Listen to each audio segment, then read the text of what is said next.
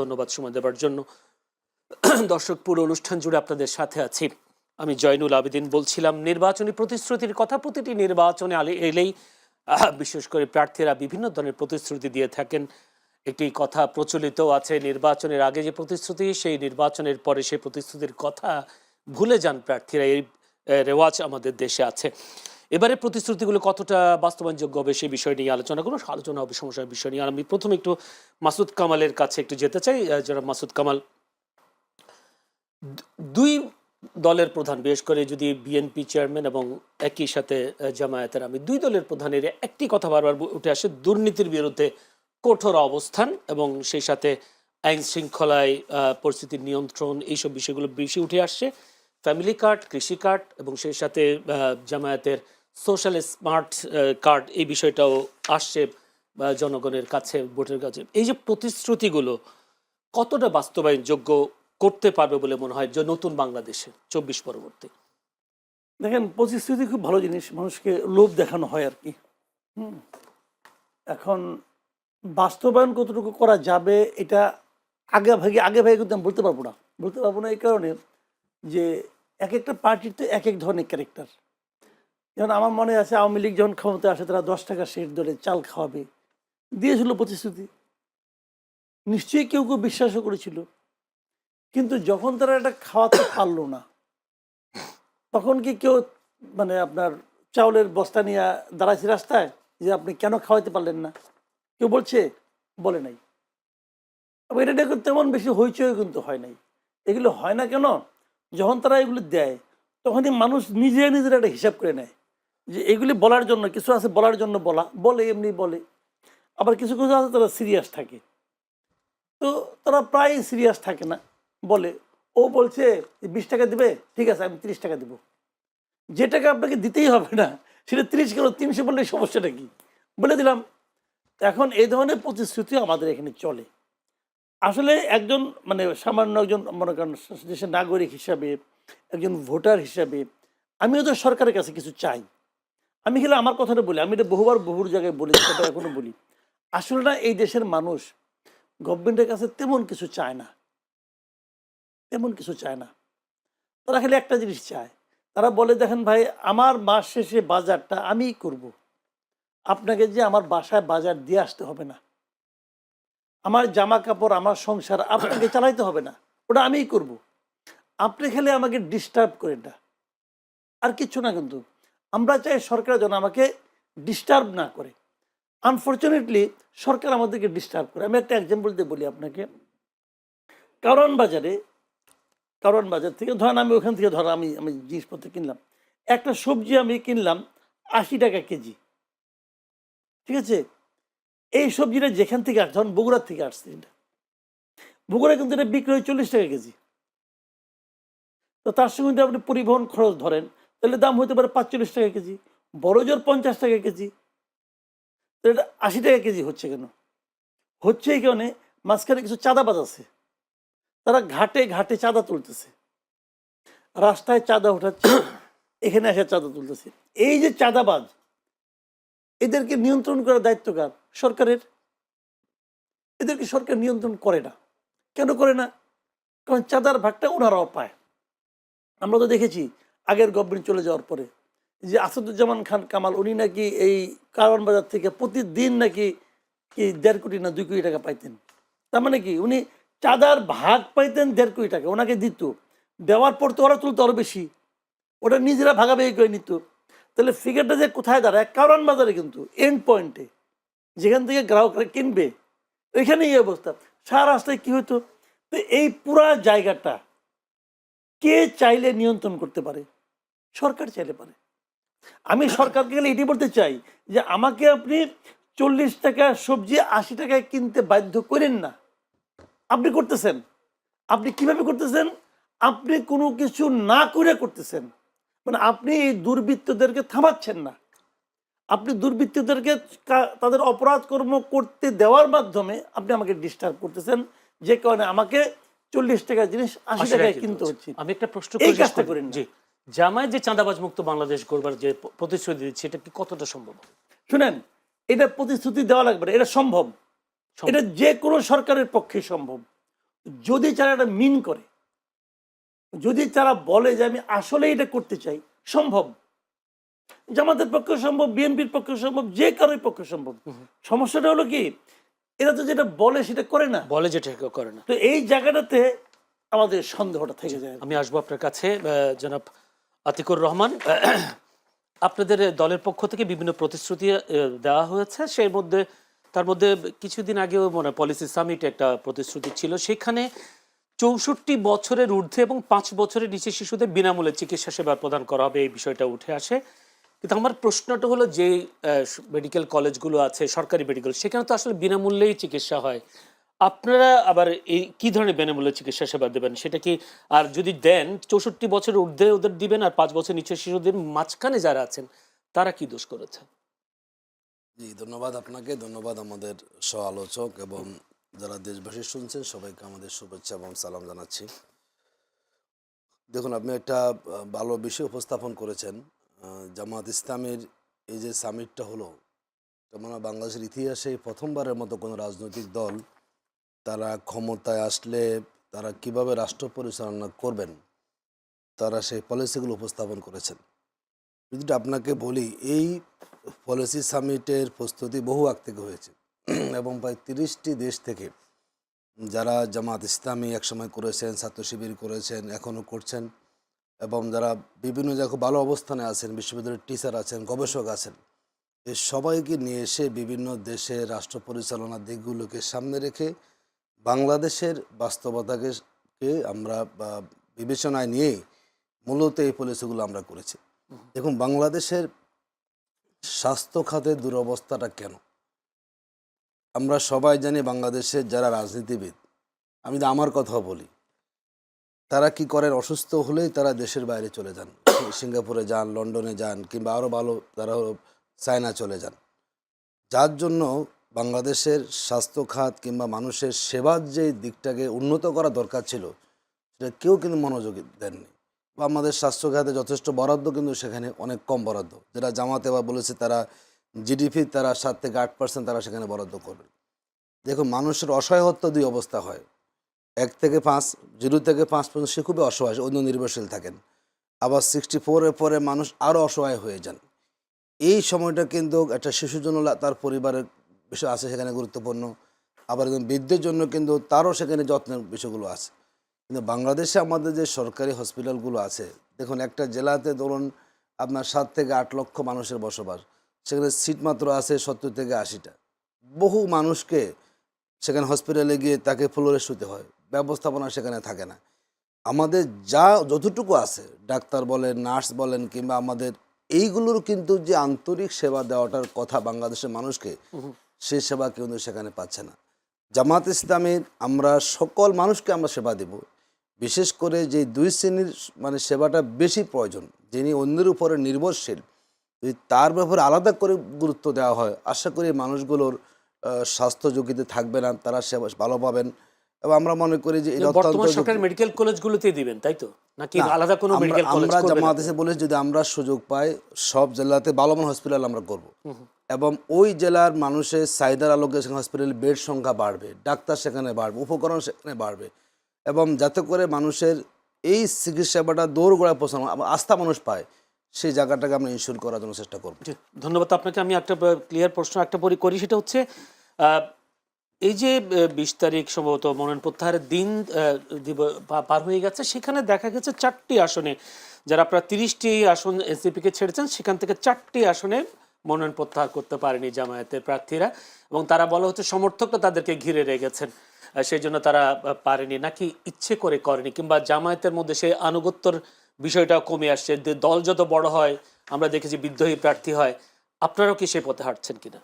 দেখুন, এই ঘটনাকে ব্যতিক্রম বলতে হবে। জামাত ইসলামী তো 5ই আগস্টের পরবর্তী সময়ে বলা যায় সব আসনে কিন্তু কাজ করেছে। আমি একটা আসনে ফাটতেছিলাম, কিন্তু আমি সেটা জোটকে ছেড়ে দিতে হয়েছে।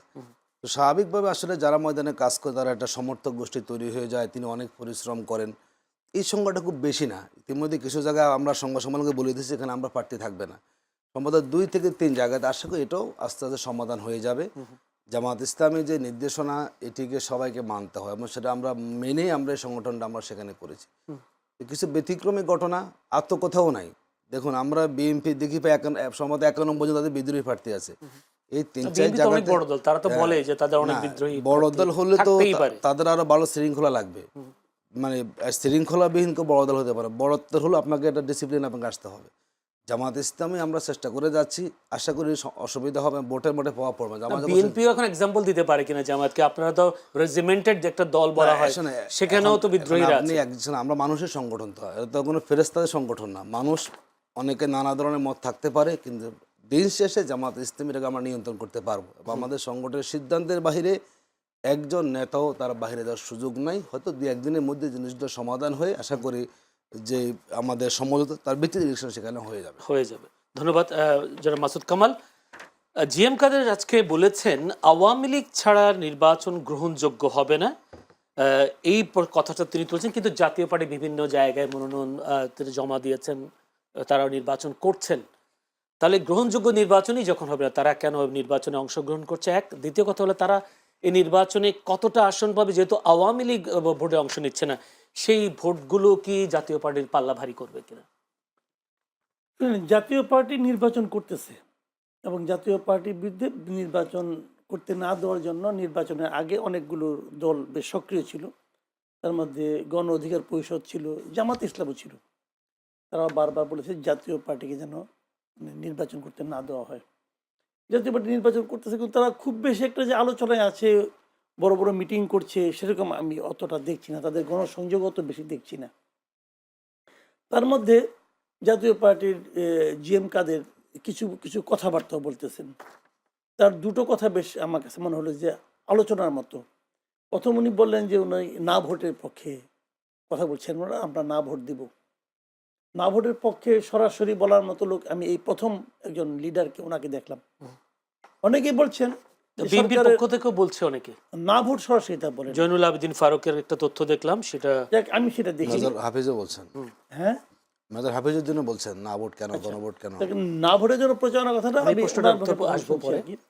অনেকে চুপচাপ বলছেন, আরে ঠারে বলছেন, আমি কেন বলবো, আপনাদের সিদ্ধান্ত, এগুলি বলছেন। ওদের মির্জা আব্বাসকে দেখলাম বলতেছেন আপনাদের যেটা ইচ্ছুটা দিবেন আমাকে। তো উনি না না ভোটের কথা সরাসরি উচ্চারণ করেছেন এবং দলীয় প্রধান হিসেবে এটা একটা বড় ব্যাপার। আজকে আবার বলতেছেন যে আওয়ামী লীগ ছাড়া নির্বাচন বৈধ হবে না। তো আপনি যথার্থই প্রশ্ন করছেন, যদি নির্বাচনটা অবৈধ হয় সেই নির্বাচনে আপনি অংশ নিচ্ছেন কেন? এই প্রশ্ন কিন্তু আপনি করতেই পারেন।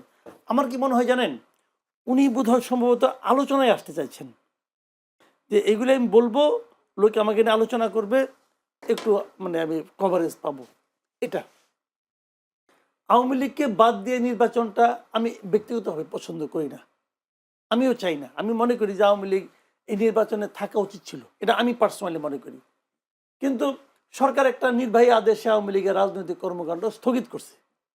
এখন স্থগিত করার কারণে আওয়ামী লীগের নির্বাচন অংশ নিতে পারছে না। এই যে সরকারি নির্বাহী আদেশে স্থগিত করছে, এটাও আমি পছন্দ করি না। আমি মনে করি সরকার এই কাজটা অন্যায় করেছে, ভুল না কিন্তু অন্যায় করেছে। আওয়ামী লীগকে যদি আপনি বাদ দিতে চান, আওয়ামী লীগের বিরুদ্ধে মামলা করেছেন, মামলাটা তাড়াতাড়ি শেষ করেন।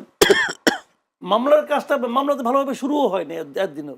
এখন একদিনের শুরুটা হলে আপনি তো নির্বাহী আদেশে কোনো পলিটিক্যাল পার্টির কার্যক্রম স্থগিত করা বা পলিটিক্যাল পার্টিকে নিষিদ্ধ করা, এটা আমি মনে করি একটা কালো আইন, যেটা জামাতকে করা হয়েছিল অগাস্টের 3 তারিখে 24-এর। ঠিক হয় না এই কাজটা, আমি ওই দিনই বলছি, কিন্তু ওই দিনই আমি বলছিলাম এটা ঠিক হচ্ছে না। এমনকি আমি বলি, আমি কোনো রাজনৈতিক দল নিষিদ্ধের পক্ষে না। হিজবুত তাহরিরকে নিষিদ্ধ করছে না, আমি এটারও পক্ষে না।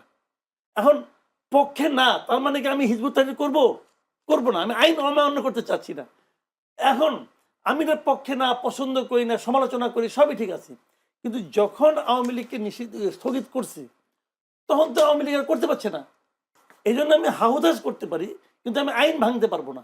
আমার কথা হলো এটাই, যে আইন পারলে আইন চেঞ্জ করব, আইন চেঞ্জ করার জন্য আন্দোলন করবো, কিন্তু আইন তো আপনি অমান্য করতে। এখন উনি যদি মনে করেন যে এই নির্বাচনটা অবৈধ, তাহলে তো আমি মনে করি নৈতিকভাবে ওরা নির্বাচন করা উচিত না। কিন্তু অবৈধ নির্বাচনে অংশ নিচ্ছেন কেন? উনি বলতে পারেন যে এটাকে বৈধ করার জন্য আমি আগে আন্দোলন করি, আন্দোলন করে বৈধ বানিয়ে তারপরে আমি আসি, সে সাহস কি সমস্যা তো আছে নাই। কিনা? না, আমার এই জন্য আমার মনে হয় কি, এগুলো উনি বলছেন আসলে আলোচনায় আসার জন্য। আচ্ছা, উনি আমি চাচ্ছেন যে ওনাকে বুঝতে নিয়ে পেরেছি, আলোচনা হোক। পরিষ্কার। আমরা একটা প্রশ্ন যেহেতু যেমন আমি বলি এটা একটা কথা, যদি এই আলোচনা এই কথা না বলতেন তাহলে কি এই আলোচনাটা আপনি প্রশ্ন আমরা করতেন, আপনি জি করতেন না তো। একটা প্রশ্ন করি, সেটা হচ্ছে জোরালো অবস্থান দেখছি না গণভোটে, বিশেষ করে বিএনপির পক্ষ থেকে। আপনি নিজেও বলেছেন কেউ কেউ না পক্ষেও কাজ করছেন, কিন্তু যদি না কোনো কারণে বিজয়ী হয়, দেশে আওয়ামী লীগ ফিরে আসছে কিনা, আওয়ামী লীগ যদি ফিরে আসে তাহলে দেশের অবস্থা কি হবে, বা যারা এতদিন হায়ের পক্ষে ছিল তাদের শুনেন, অবস্থা কি হতে পারে? না বিজয়ী হওয়ার সঙ্গে আওয়ামী লীগের ফিরে আসার কোনো সম্পর্ক নেই। না, আওয়ামী লীগ যে কোনো সময় ফিরে আসতে পারে। আওয়ামী লীগ তার শক্তি থেকে আসবে, এটা পলিটিক্যাল পার্টি তো। এই দেশে তো আওয়ামী লীগের প্রচুর লোক বিভিন্ন জায়গায় আছে, এখনো আছে। একশো মারা গেছে। যে লোকগুলো আওয়ামী লীগকে ভোট দেয়, যে লোকগুলিকে আওয়ামী লীগকে ভালোবাসে, যে লোকগুলিকে বঙ্গবন্ধুকে ভালোবাসে, এই লোকগুলিকে সব করবো নাকি? এই যে উড়ে গেছে বাতাসে, উড়ে তো যায় না, তারা এই দেশে আছে। তো তারা তাদের মতোই আছে, এবং তাদের সংখ্যা একদম কম না, অনেক। তাদের সংখ্যা অনেক, তাদের সংখ্যা যে অনেক, এটা তো বিএনপি এবং জামাতের কথাবার্তা শুনলেই বোঝা যায়। তারা তো এই অনেকদেরকে তাদের কাছে কিছু আনতে চায়। কাজেই তারা যে কোনো সময় ফিরে আসতে পারে, অনুকূল পরিবেশ হলেই তারা ফিরে আসবে। এখন অনুকূল পরিবেশ আমি যেটা মনে করি, আমি এই মুহূর্তে আমার যেটা অপিনিয়ন আর কি, পার্সোনাল অপিনিয়ন, আমার বিবেচনায় আওয়ামী লীগের সবচেয়ে বড় সমস্যা হলো এখন শেখ হাসিনা নিজে। উনি যতদিন থাকবেন ততদিন আওয়ামী লীগ বিকল্প নেতৃত্বের কথা ভাবতে পারবে না। এবং আওয়ামী লীগের এই যে একটা সুবিধাভোগী গ্রুপ, যে গ্রুপগুলি বিদেশ চলে গেছে, বেসিক্যালি আওয়ামী লীগের বিভিন্ন পদে ছিল, মন্ত্রী ছিল, আওয়ামী লীগের সুবিধাভোগী যারা আছে, তাদের হাতে তো বিপুল পরিমাণ টাকা, দেশের সম্পদ তো প্রায় প্রায় বলতে গেলে পুরোটাই তারা লুটে নিয়ে চলে গেছে। তো ওই টাকাগুলি তো আছে তাদের কাছে, তারা ওখান থেকে কিছু কিছু টাকা ছাড়বে, এখানে একটা ডিস্টার্ব করবে, এখানে একটা ঝামেলা করবে, করতে পারবে। 23 জানুয়ারি সেই বক্তব্য তো দিয়েছেন শেখ হাসিনা, অডিও বক্তব্য বলেছেন নির্বাচনকে বন্ডুল করবার জন্য, নির্বাচনকে বিঘ্ন করবার ভাই জন্য। ওই বক্তব্যের আমার কাছে কোনো গ্রহণযোগ্যতা, ওই বক্তব্যের আমি পাত্তা দিই না। জি, ওই ওগুলো বক্তব্য কইরা ওই বক্তব্য দিয়ে যদি থাকতে পারতো তাহলে তো 2024-এর 5 আগস্টই পারতো, হলো না কেন? কিন্তু আজকে পররাষ্ট্র মন্ত্রণালয় থেকে একটা বিবৃতি দেওয়া হয়েছে বিষয়টা। এইটা পররাষ্ট্র মন্ত্রণালয় বলতেছে, ওদের বলতে দিয়ে না, এইটাও আমার কাছে একটা ফালতু কাজ মনে হয়। বলুক না রে ভাই, বলতে দিবেন না কেন? আপনি আপনি বলতে দেওয়া যায় না, পররাষ্ট্র মন্ত্রণালয় বিবৃতি দিতে হবে, এই বিবৃতি দিয়ে থামাইতে পারবে? থামাইতে পারবে? বরঞ্চ এই বিবৃতি দেওয়ার মাধ্যমে প্রমাণ করা হয় যে তারা এই বক্তব্যতে ভয় পাইছে। কার কি বলার বলতে দেন না, বললে কি দেশ উল্টে গেল? উল্টে গেল? বললেই দেশ উল্টে যায় না। জি। মানুষ জানে ভাই, আজকালকে মানুষের বোকা মনে করেন না। আমি মানুষের একটা জ্ঞান দিয়ে দিলাম, আসে সঙ্গে সঙ্গে খেয়ে ফেললো, এটা হয় না রে ভাই। বাউফলে হাসনাত আবদুল্লাহকে বেশ বড় করে জোরে জোরে স্লোগান দিতে দেখলাম, দাড়ি পাল্লার পক্ষে ভোট চেয়েছেন। হাসনাত আবদুল্লাহকে আসলে অনেকে বলছেন হাসনাত আবদুল্লাহ জামাতের অংশ হয়ে গেছেন, বা যদি নির্বাচনের পরে অনেকে হয়তো জামাতেও প্রবেশ করবে, হাসনাত আবদুল্লাহ কি সেই পথে আছেন কিনা?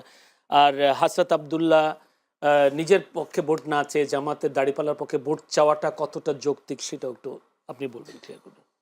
দেখুন, হাসানাত আবদুল্লাহ আমাদের জুলাই বিপ্লবীর, এবং তারা এখন জাতীয় নাগরিক পার্টির তিনি মুখ্য সমন্বয়ক দক্ষিণাঞ্চলের, এবং তিনি কুমিল্লা একটা আসন থেকে নির্বাচন করছেন। যেহেতু আমাদের একটা 11 দলীয় নির্বাচন ঐক্য হয়েছে, এখানে সব দলের নেতারাই সব দলের প্রোগ্রামে যাচ্ছেন। আমাদের জামাতের আমিরও তো শাপলাগুলির পক্ষে ভোট চেয়েছেন আমাদের গত প্রথম 22 তারিখে। মামুনুল হক সাহেবও তিনি বাউফলে গিয়েছেন। যেহেতু আমরা সবাই একটা লক্ষ্য নিয়ে নির্বাচনী ঐক্য হয়েছে, এই জন্য সবাই দলের প্রোগ্রামগুলোতে যাচ্ছেন, এবং যেখানে যেই দলের প্রার্থী তার প্রতীকে তারা সেখানে ভোট চাচ্ছেন, এটাই বাস্তবতা।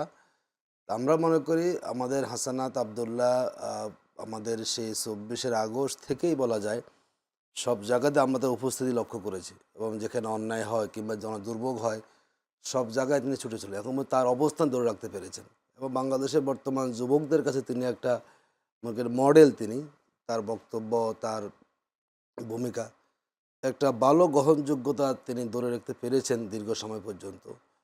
এই জন্য উনি সব জায়গায় যাচ্ছেন, এবং আমাদের এনসিপির আহ্বায়কও নানা জায়গায় যাচ্ছেন, আমরা সেখানে যাচ্ছি। এটা একটা রাজনৈতিক যেটা বোঝাপড়া হয়েছে, যে বোঝাপড়ার কারণে এক দলের প্রোগ্রামে যাচ্ছেন, এখানে কেউ কারো দলের সাথে বিলীন হয়ে যাওয়ার কোনো সুযোগ নেই। এর আগে তো মিয়া গোলাম পরওয়ার আপনাদের সেক্রেটারি জেনারেল বলেছিলেন জন্ম নিয়ে বাবার সাথে লাগতে এসো না।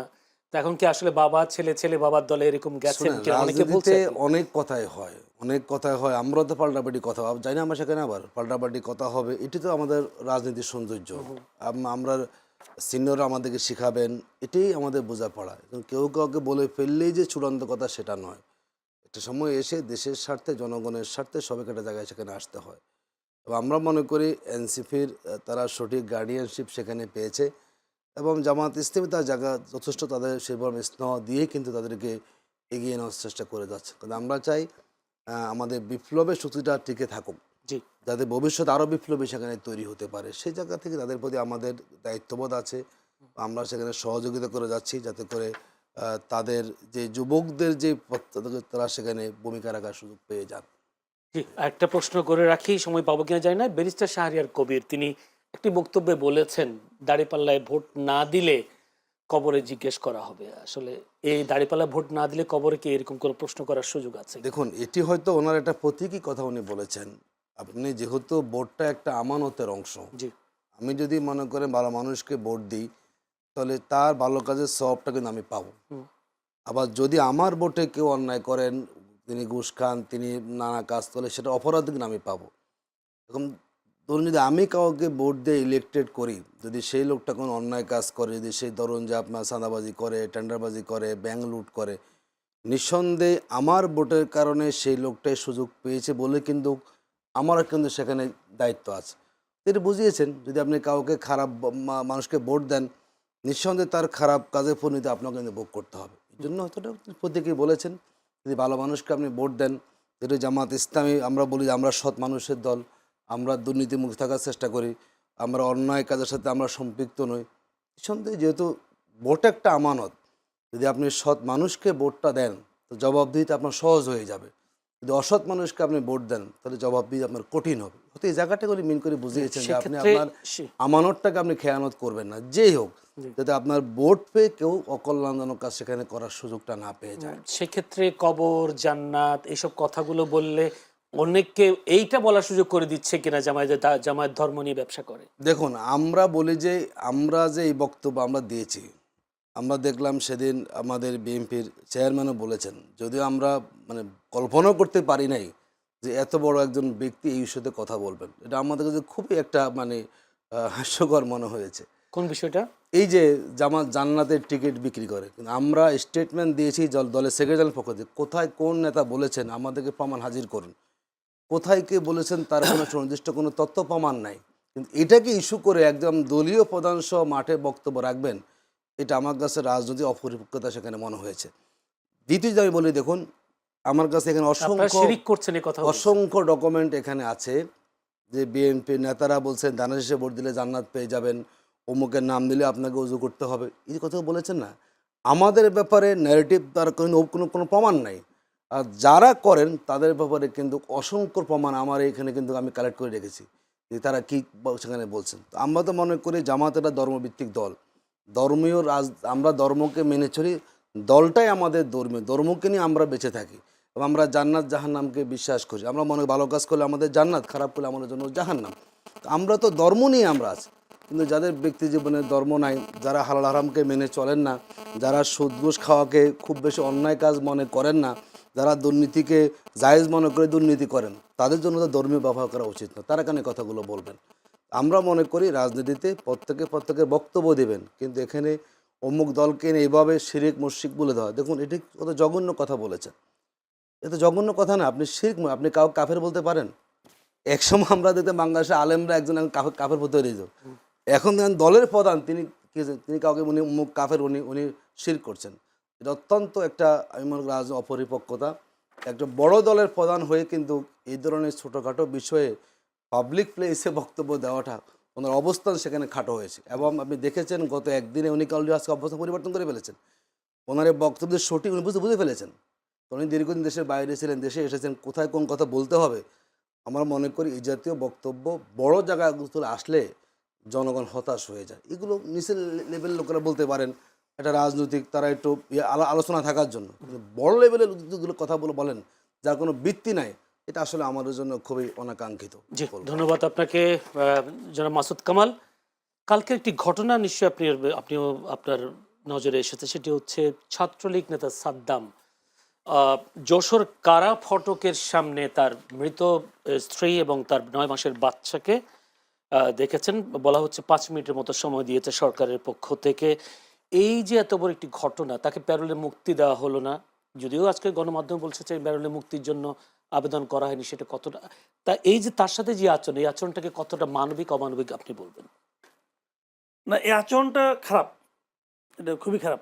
আর আবেদন করা হয়নি এই কথাটা ঠিক না। আমি যতটুকু জেনেছি পোর্টালে, হ্যাঁ। যে এটা হলো আপনার ওরা তো বাগেরহাটের, তারা বাগেরহাট জেলার পুলিশ প্রশাসকের কাছে তারা আবেদন করেছিল। তারা হয়তো জিনিসটা বোঝেনি। বাগেরহাটের জেলা প্রশাসক বলছে এটা আবেদন করতে হবে যশোরের যে ডিসি তার কাছে। তো যেহেতু সে যশোরের যে এলে ছিলেন, তো সেখানে যশোরে যে আবার নতুন করে আবেদন করা, এগুলি তার জন্য এই সমস্ত মানে আপনার মানে কি বলবো আপনাকে, যে কাগজপত্রের টানাটানির কারণে শেষ পর্যন্ত তারা তাড়াতাড়ি করে ওখানে গিয়েছে। বাট আমার কথাটা হলো কি, এগুলিকে এত আমলাতান্ত্রিক জটিলতা ফলানোর তো কোনো দরকার নেই। বাগেরহাটের ডিসিকে, যশোরের ডিসিকে এটা মেইল করে পাঠাতে পারতেন না, বা একটা ফোন করে ফরওয়ার্ড করে দিতে পারতেন না, এটা ফোন করতে পারতেন না? কি এমন হতো? কি মারাই তো গেছে, ও তো গেলে জানাজাটাই পড়বে, দাফনটাই করবে, এই তো। এটুক করলে সমস্যাটা কি? করলেই তো পারতো। এটা আমি মনে করি এখানে আমলাতান্ত্রিক জটিলতার কারণে, এবং তারা যে কোনো কারণেই হোক তারা নিজেরা সিদ্ধান্ত নিতে পারে না। আমাদের এখানে হয় কি জানেন, এটা প্রবলেম যেটা হয়, আমাদের প্রশাসন তো স্বাধীন না। তারা কিন্তু মানে স্বাধীন বলতে বলতে চাচ্ছি যে তারা যে নিজস্ব বিচার বিবেচনা দিয়ে কোনো একটা কাজ করবে তারা পারে না। তারা সবসময় আতঙ্কে থাকে, এই কাজটা যে আমি করবো তাহলে কি অমুক স্যার দুঃখিত হবে, তাহলে কি অমুক স্যার আমার উপরে ক্ষিপ্ত হবে, তাহলে কি তারা আমাকে এখান থেকে বদলি করে আবার সচিবালয়ে নিয়ে যাবে, নিয়ে ওএসডি করে রাখবে। এই যে সারাক্ষণ একটা আতঙ্কের মধ্যে থাকা, এটা কিন্তু আমাদের একটা মানে পেশাদার আপনার আমলাতন্ত্রকে গড়ে উঠতে দিচ্ছে না কিন্তু সারাক্ষণ। এটা আওয়ামী লীগ আমলে ছিল, সারাক্ষণ ছিল, এর আগে বিএনপি আমলেও ছিল, এটা ওটাও আমি দেখেছি, এবং এই আমলেও তার কোনো ব্যতিক্রম নেই। যদি কোনোভাবে প্রমাণ করা যায় তার চাচাতো ভাইয়ের শালার সম্বন্ধী সে একসময় ছাত্রলীগ করতো, অতএব তুমি নাই, তুমি এখন আউট হও, এটা আগে ছিল। ওই একই সম্পর্কের লোক যদি সে কোনোভাবে জামাত করতো, ছাত্র শিবির করতো, অথবা ছাত্র দল করতো, তারা আউট করে দাও। এই যে প্রবণতাটা না, এটা জাতিটাকে ভাগ করে দিচ্ছে। এবং আমি সবসময় আমার ভাই মানে যত কথা আমি যখন যেখানে বলি, আমার একটাই কথা, ভাই দেশটাকে ভাগ করেন না আপনারা প্লিজ।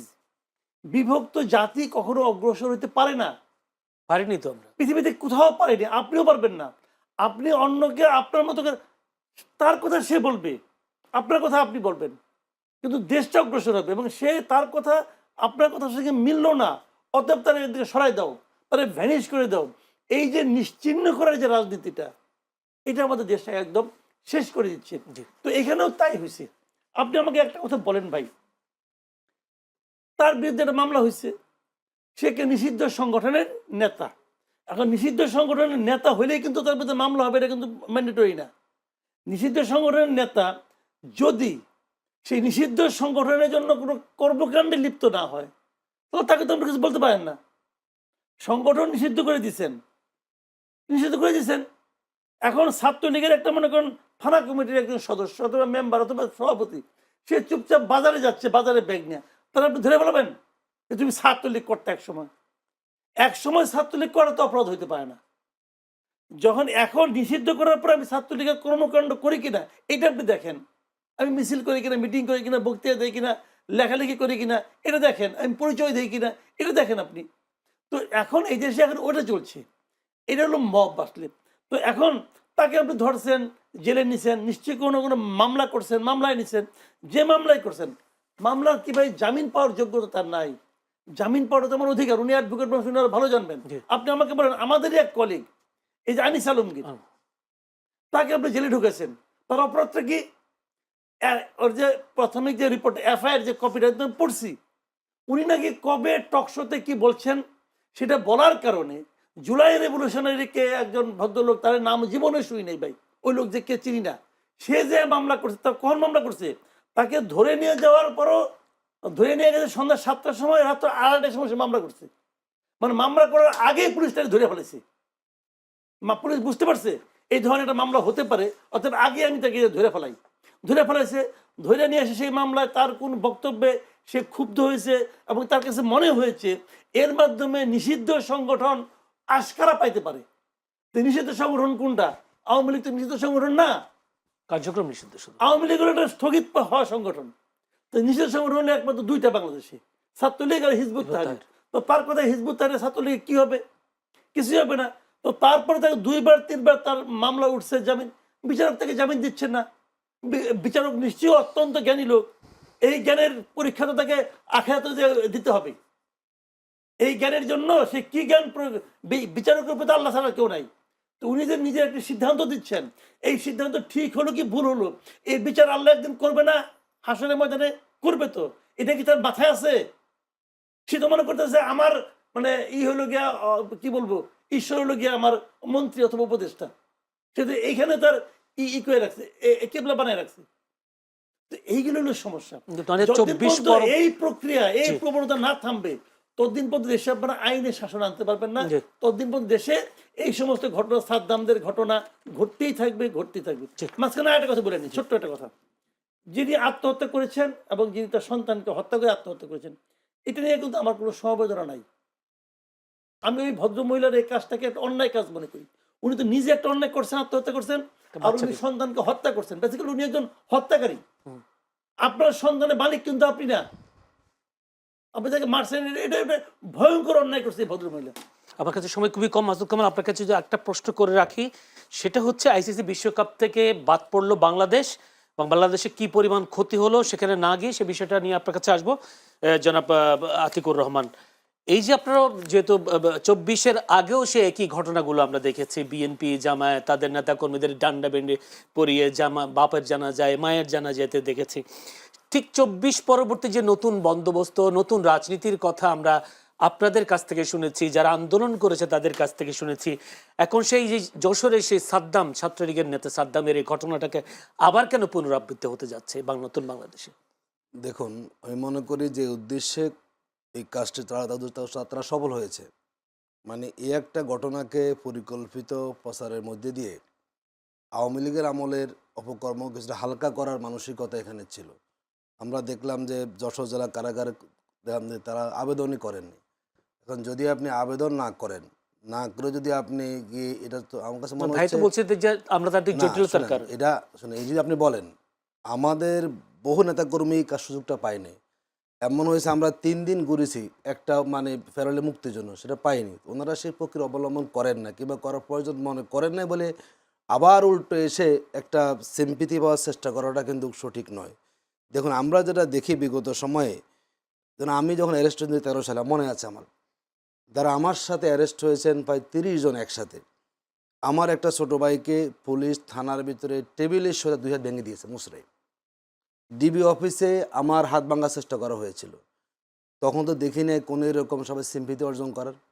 আমার কাছে মনে হচ্ছে আওয়ামী লীগের অপকর্মগুলোকে একটু সহজীকরণ করার জন্য একটা ঘটনাকে, খুব সিম্পল ঘটনা, তারা যেখানে কোনো অনুমতি চাননি সেটাকে বড় করে দেখিয়ে দিয়ে ওটাকে হালকা করার চেষ্টা করা হচ্ছে। আমার কাছে একটা প্রশ্ন ছোট করে, আপনারা নির্যাতিত হয়েছেন ওই সময়, তাই বলে এখন এই নির্যাতনকে আপনি সাপোর্ট করেন না?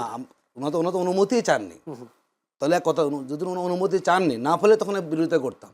তো অনুমতি না চেয়ে যে আপনি সরকারকে দায়ী কর, এটা কিন্তু কখনো সমীচীন না। অনুমতি চাওয়া হয়নি, চাইলে হয়তো কোনো জেল কোর্টের নিয়ম আছে, এটা আপনি ফেরলে মুক্তি পাওয়ার সুযোগ সেখানে থাকে। হয়তো তারা ভাবছে তাদের পারে সে হলো মানে নিষিদ্ধ সংগঠনের নেতা, আবার জেলখানায় আছেন, তারা হয়তো আশঙ্কা করে অনুমতি পাবেন না, এই ধারণা করে তারা সে কাজটা করেছে। আমার কাছে মনে হয় জেল কোর্টের যে বিধান আছে, যদি প্রপারলি আবেদন করা হতো, এটা জেল কোর্ট তাকে অনুমতি দিতেন। তারা সেটা গ্রহণ না করে একটা সিম্পিতি পাওয়ার জন্য এবং দেশে একটা দেখলাম ব্যাপক একটা প্রচার হয়েছে, তার মানে একটা উদ্দেশ্য নিয়ে কিন্তু কাজটা সেখানে করা হয়েছে। ধন্যবাদ। আমার কাছে সময় বেশি নেই। মাসুদ কামাল, যদি একটু ছোট্ট করে যে উত্তর দেন, আওয়ামী লীগের যে নৃশংসতা সেটাকে হালকা করার জন্য এই বিষয়টা, ঘটনাটা ঘটেছে, এই প্রশ্ন যদি উত্তর দিতে চান। আর দ্বিতীয় প্রশ্ন হলো, বাংলাদেশ বিশ্বকাপে খেলতে না গিয়ে, অর্থাৎ ইন্ডিয়াতে খেলতে না গিয়ে কি পরিমাণ ক্ষতির সম্মুখীন হয়েছে, আবার বাংলাদেশের সিদ্ধান্তকে কতটা যৌক্তিক মনে করেন? এটাকে ওটাকে হালকা করার জন্য করেছে, এটা আমি মনে করি না। আতিক ভাই একমত।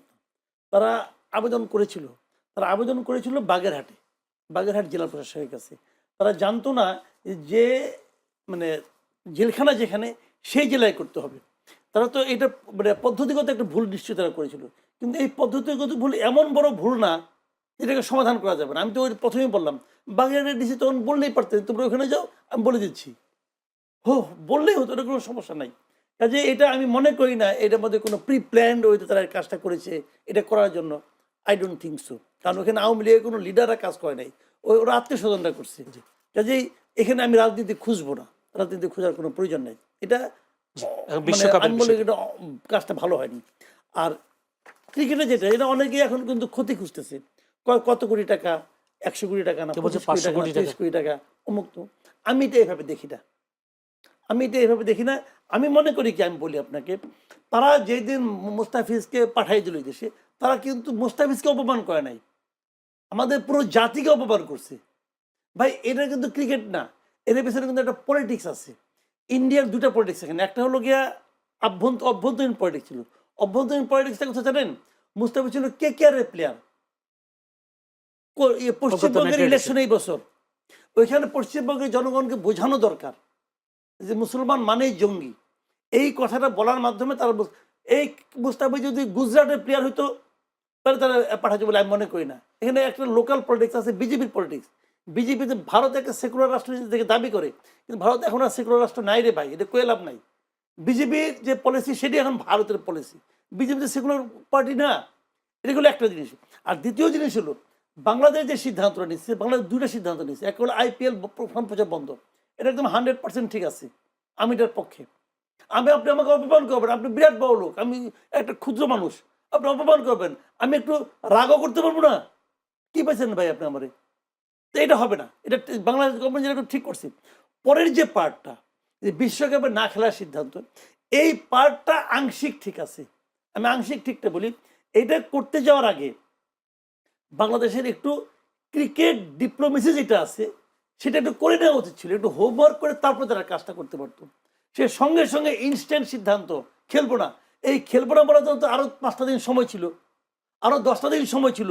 এই ক্রিকেট ডিপ্লোমেসি করতে করতে করতে ফেব্রুয়ারির 7 তারিখে খেলা, সে তো ভাই আরও 7-8 দিন পরেও করতে পারতো। তাৎক্ষণিক করে বাহাদুরি করতে গেছে, করে ডিপ্লোমেসিতে হারিয়ে গেছে। তা না হলে আপনি তো কাউকে আপনি পক্ষে আনতে পারলেন না ICC-র। হ্যাঁ, বোর্ডের মধ্যে সবাই তো আপনার বিপক্ষে। এক পাকিস্তান আপনার পক্ষে, আর পাকিস্তান তো আবার খেলতেছে। যে আপনার পক্ষে সে তো খেলা ছাড়ে নাই, তা আপনি তো ছাড়লেন। তো এখানে ক্রিকেট ডিপ্লোমেসিতে বাংলাদেশ পিছিয়ে গেছে, ভুল করছে, এই জন্য তাদের দায়ী করা যাবে। কিন্তু আলটিমেট যে ডিসিশন যেটা, যে আমি এটা আমার জন্য অসম্মানজনক মনে করি, আমি এটার পক্ষে। জি, ধন্যবাদ, অসংখ্য ধন্যবাদ। দর্শক, আপনাদের অনেক ধন্যবাদ জানাচ্ছি। দর্শক, আপনারা এতক্ষণ ধরে আমাদের আলোচনা শুনেছেন, দেখেছেন। আর আজকে যারা আলোচনা করে